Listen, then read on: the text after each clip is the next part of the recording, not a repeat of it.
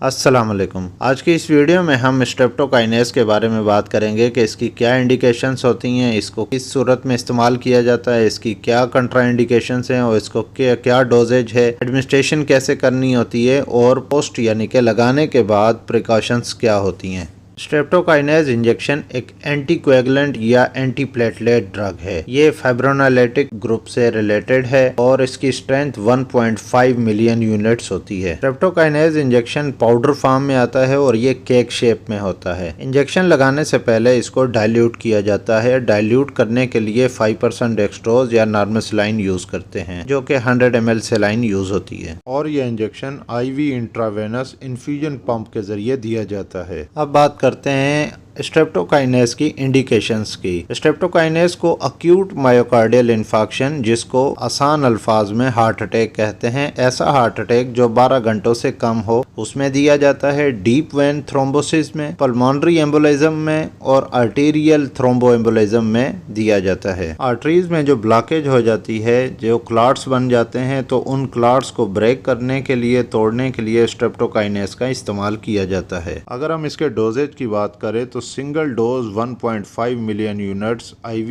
Infusion के जरिए over 60 minutes में दिया जाता है, यानी कि 60 मिनट में इन्फ्यूज कर दिया जाता है। पेशेंट को कैनुला पास किया जाता है और उस कैनुला के जरिए इन्फ्यूजन पंप में 60 मिनट में पास कर देते हैं। अक्यूट पल्मोनरी एम्बोलिज्म में 3 मिलियन यूनिट्स यानी कि 1.5 मिलियन यूनिट का एक वाइल होता है, तो ये 2 वाइल लगते हैं जिसमें 3 मिलियन यूनिट्स होते हैं। ये ओवर 24 आवर दिया जाता है अक्यूट पल्मोनरी एम्बोलिज्म में। इसमें करना क्या होता है? इसमें करना ये होता है कि पहले लोडिंग डोज देते हैं। लोडिंग डोज डिवाइड होता है डिपेंडिंग ऑन कंडीशन, यानी कि पेशेंट की कंडीशन कैसी है उसी पे ही लोडिंग डोज का डोज बनता है, तो उसी हवाले से 24 आवर में दिया जाता है। अक्यूट पल्मोनरी एम्बोलिज्म में पेशेंट की कंडीशन और थ्रोम्बस पे डिपेंड करता है डोज इसका। पहले लोडिंग डोज दिया जाता है और लोडिंग डोज देने के बाद 24 आवर से 72 आवर्स तक इन्फ्यूज किया जाता है। प्रेगनेंसी में स्ट्रेप्टोकाइनेस इंजेक्शन कंट्राइंडिकेटेड है, यानी कि प्रेगनेंसी में स्ट्रेप्टोकाइनेस इंजेक्शन का इस्तेमाल नहीं हो सकता। स्ट्रेप्टोकाइनेस इंजेक्शन को लगाने के बाद पेशेंट को 24 आवर्स तक ऑब्जर्व किया जाता है कि पेशेंट को ब्रूजिंग तो नहीं हो रही, यानी कि जिस्म पे निशान तो नहीं बन रहे, ब्लीडिंग तो नहीं हो रही, या पेशेंट को चेस्ट पेन तो नहीं हो रही, या विजन चेंज यानी कि नजर में धुंधलापन या नजर में कोई और मसाइल और रेस्पिरेटरी डिफिकल्टी यानी सांस लेने में मसाइल तो नहीं हो रहे। अगर इनमें से कोई भी साइन सिम्टम अपीयर होता है तो फौरन पेशेंट को according to sign symptom treat किया जाता है। स्ट्रेप्टोकाइनेस इंजेक्शन चूंकि एंटीकोएगुलेंट और एंटीप्लेटिलेट है, तो ब्लीडिंग होने के चांसेस हो सकते हैं, तो पेशेंट को इस चीज पे एडवाइस की जाती है कि टूथब्रश इस्तेमाल करते वक्त सॉफ्ट ब्रश का इस्तेमाल करे और टूथ फ्लॉस का इस्तेमाल बिल्कुल नहीं करना है, और इलेक्ट्रिक रेजर इस्तेमाल करना है, और सीजर या शार्प नाइफ का इस्तेमाल नहीं करना है। पेशेंट को स्ट्रिक्ट बेड रेस्ट करवाया जाता है ताकि किसी भी किस्म की इंजरी ना हो